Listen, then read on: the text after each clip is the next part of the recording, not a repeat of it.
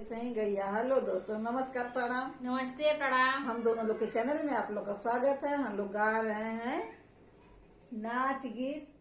और कैसा लग रहा है जरूर बताइएगा।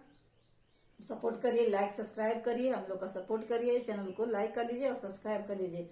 जैसा भी गीत गाना हो, जैसा भी गीत सुनना हो, मतलब जो सुनना चाह रहे हैं, हम लोग हर तरह के गीत गाते हैं। जो सुनने का विचार हो आप लोग का, वो गाना आप लोग कमेंट में बताइए, हम लोग गा के सुनाएंगे।